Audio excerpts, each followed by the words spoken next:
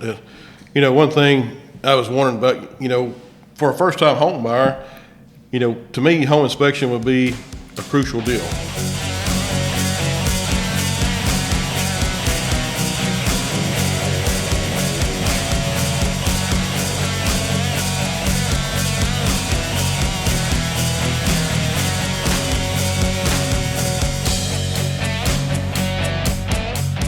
What's up, guys? Chris Work here at ProfitDig. Welcome to the ProfitDig Construction Show. I'm joined here this evening with Wally Rankin of Trout Creek Inspections, and you all know Jeff Spencer. He's kind of the brains behind this application that we have around here. So subscribe to the channel, like some videos, leave us some comments. We got we're on some new topics this evening. We're talking about home inspections. This is extremely important. So, Jeff Spencer, you already had more questions. We've been talking, so I'm going to turn the floor over. Got a couple more, but one thing I was wondering about, for a first-time home buyer, to me, home inspection would be a crucial deal. Oh yeah. But if this is their first time to buy a home, they may not know they need a home inspector. Yes. How do you get around that, or how do you let people know? It's hard. It's hard because we rely so much on real estate agents to inform their clients. My company personally, most of the agents that use us over and over are really good agents. They're agents that don't care if I go in there and do a really good job because they want the best home for their client. Right. So those agents are telling their client, okay, now we're under contract. Now you need to schedule with a home inspector. And they'll usually tell them, hey, here's 3 home inspectors.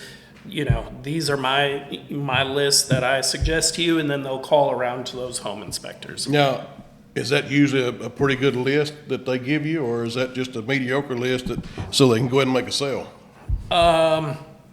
It depends. Depends on the agent. It depends on the agent. It really does depend on the agent.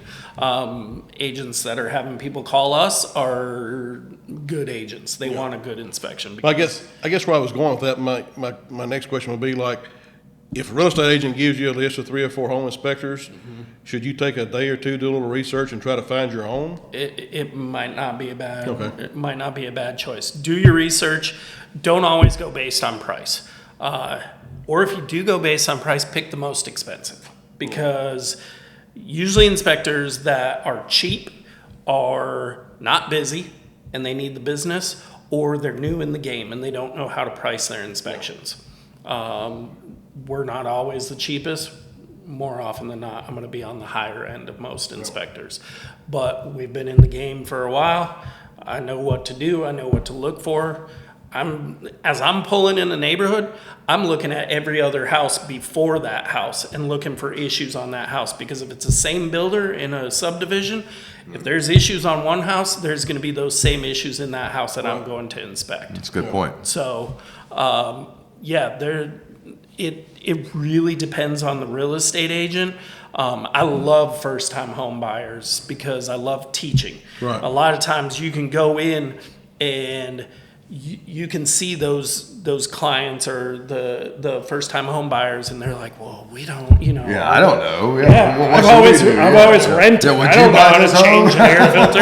And that's what they'll say to me is like, what would you do? And we're not allowed to give our opinion. Sure. But what I pride myself on is providing them with all the information that they're going to need to make a very well-informed decision. Yeah, absolutely. In addition, it's not like rarely does someone live in their house forever anymore. Yeah, right. So, if I feel like I got a raw deal on my house, I'm not going to contact that agent again. Exactly. Find my next home. And for example, did you have a question? I was going to give an example. Go ahead. For example, I did a 1-year warranty inspection just the other day for some people that bought a brand new home.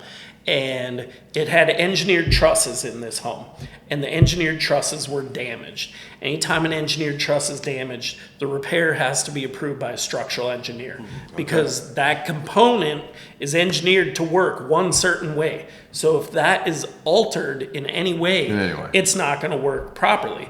And because it's a truss, that's a structural component that's holding up that house. Well, I did the original inspection on this house a year ago and told them damaged trusses, here you go, here's all the pictures. The builder came back in and said, oh no, it's fine. Don't worry about it, those are fine. Yeah. So I came back and did the second inspection, and I'm like, no, this is not fine. Here's why. There needs to be a letter from a structural engineer stapled to it saying exactly what the repair needs to be. Here's the issue. If you ever go to resell this house, an inspector is going to come in here and go, where's your structural engineer letter? Right. And you don't have one. So now it's on you because the builder's long gone. Right. And you said the 1 year warranty inspection. Yeah. Because the home is Warranty for 1 year. warranted for 1 year from the Correct. seller or Yes. the builder. So a lot of times what people do is they'll call us up and we'll do an inspection 11 months in. So they can get that report to the builder before that 1 year warranty is up. Yeah. Okay. Now, first time home buyer or multiple time home buyer.